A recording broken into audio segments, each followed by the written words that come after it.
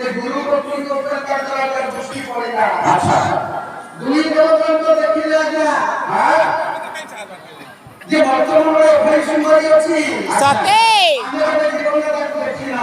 না না না না না না না যদি এক সহিত আমরা প্রতিক্রিয়া করিবা বেশ বেশ তবে পুরুষত্ব আমার সার্থক হবে। আচ্ছা দুই দেবতার যা বিচার করলে ভলি সুন্দরী সহিত যদি আমরা প্রতিক্রিয়া করিবা তবে আমার পুরুষত্ব সার্থক হবে। আচ্ছা বাবা করে